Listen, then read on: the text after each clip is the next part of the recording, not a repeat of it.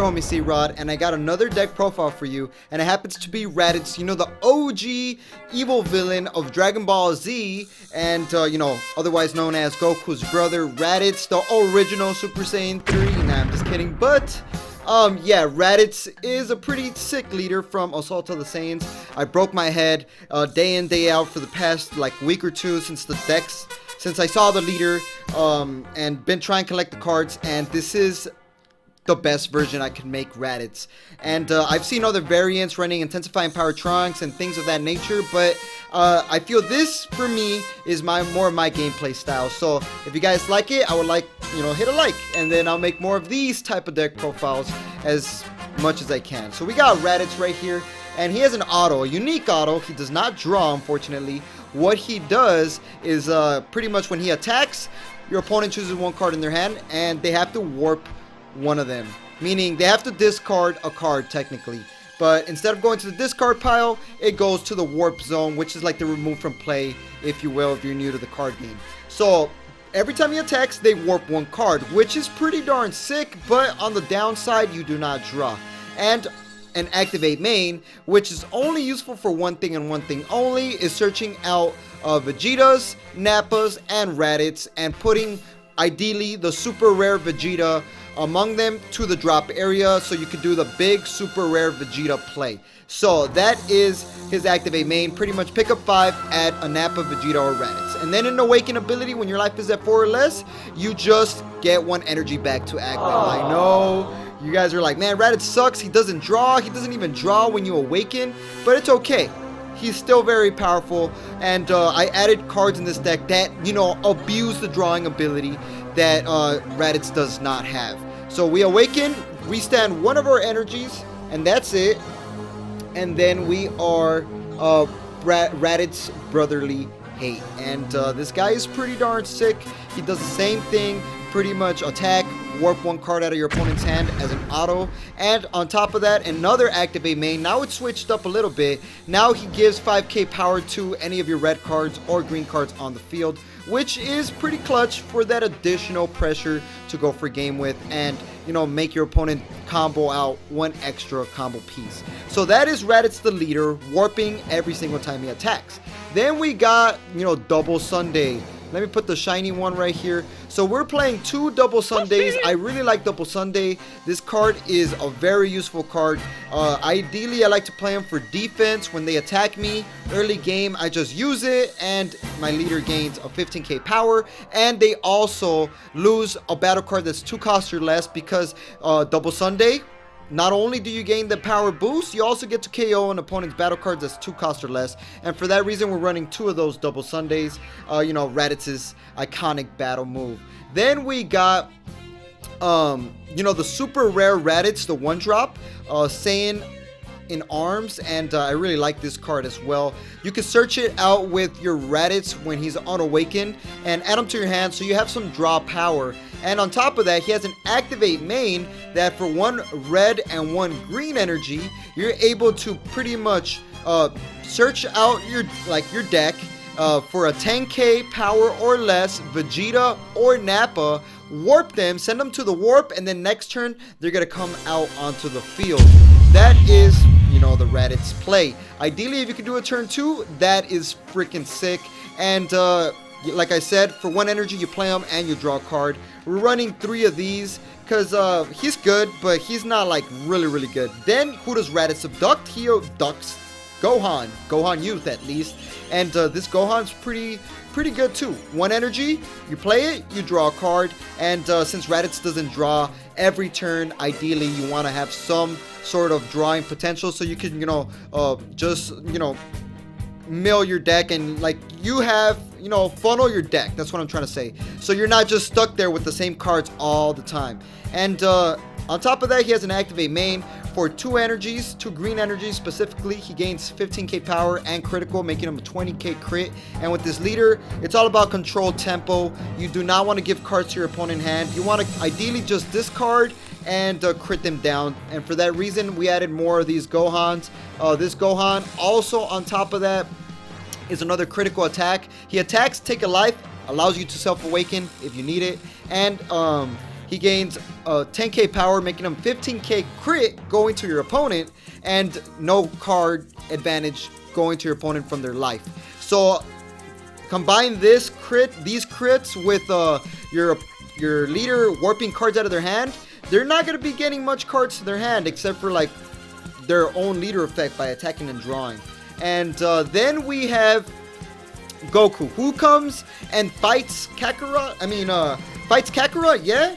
Well, it happens to be Raditz, and Piccolo just comes in and joins the fight as well. So I thought this card was very, very useful in this deck. Since we're running a lot of Son Gohans, and Raditz abducts Son Gohan, just like in the anime, Piccolo and Goku come to the scene, and I feel that they really do make the deck very, very good. If you guys don't know what this card does, the easiest way I can explain it, for 2 energies, 1 red, 1 green, you get to play this card out. And when he attacks, he gains the power of all the other red or green cards on the field. And if you pretty much switched a Son Gohan Youth, which happens to be this Son Gohan or the other Son Gohan, to rest mode with this guy's ability, you get to draw 2 cards, and it's a critical attack going through. So that's ideally what this guy is here for. He's here for more crits going to your opponent, and on top of that, you draw cards, which is very, very useful. Draw 2 crit every time you activated his alliance ability. And for that reason, I added this guy dual color card.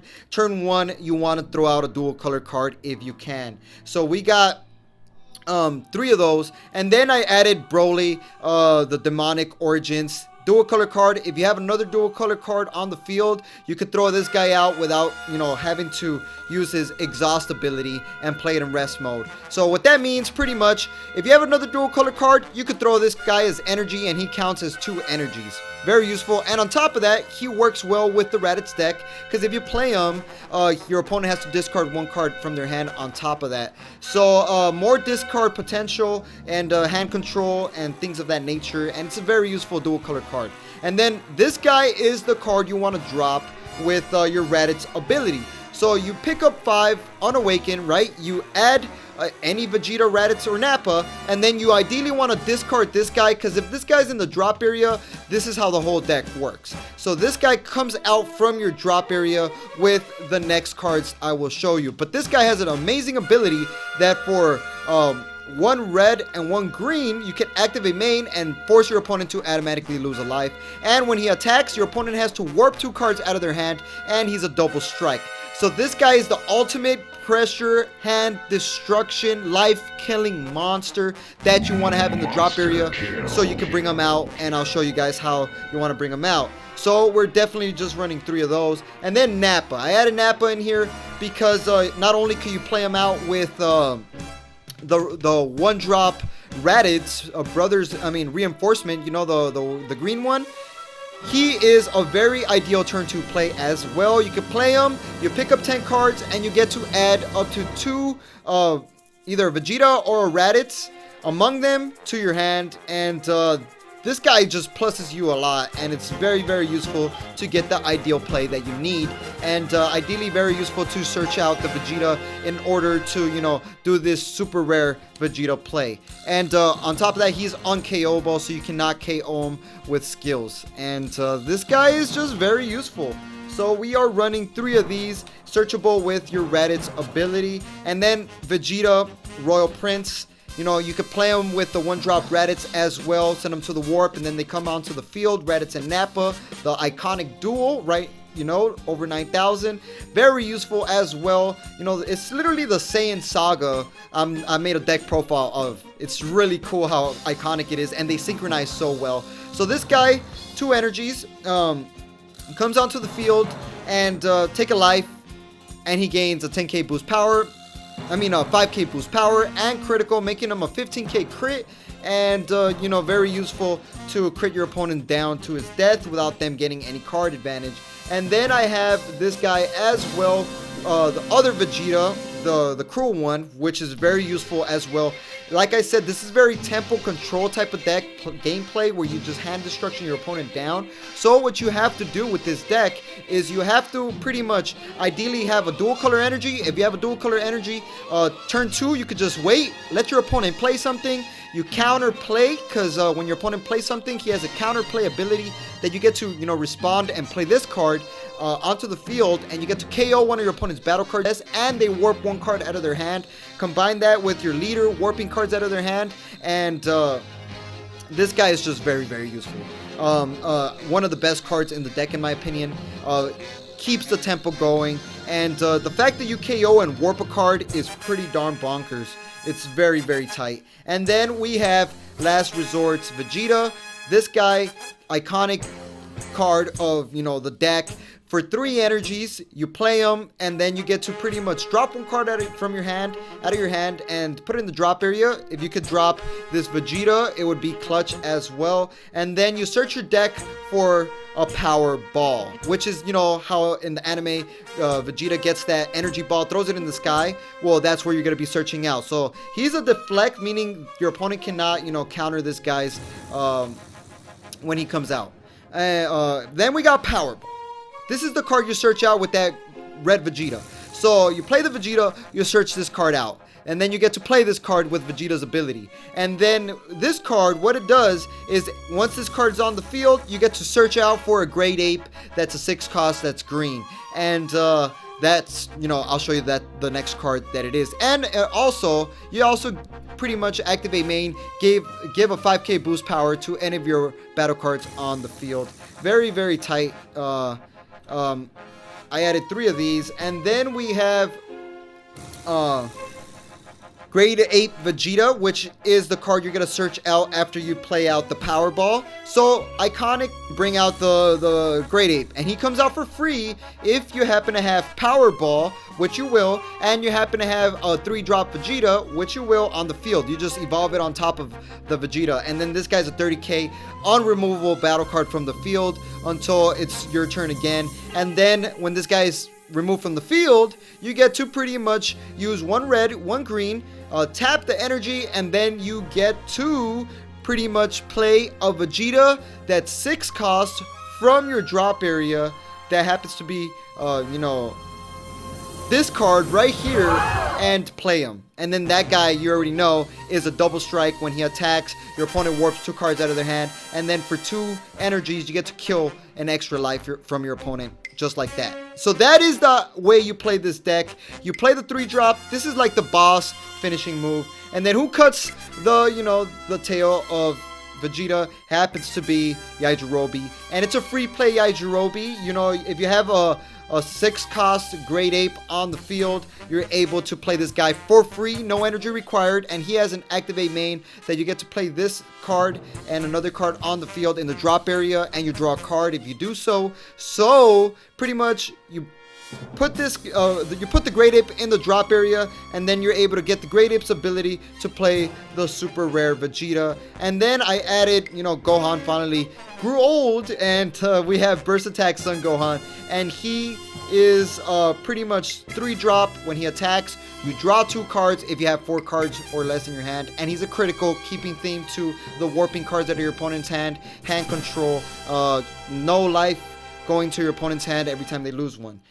Very useful card right there for late game. And then Shocking Death Ball, our counters, our defense. If you guys don't know what it does, you counter, you stop the attack, you negate the attack, and you blow up one of your opponent's battle cards that's 2 cost or less. Very useful to remove those annoying, pesky 2-cost cards. And then finish it off with our super combo, Paragus.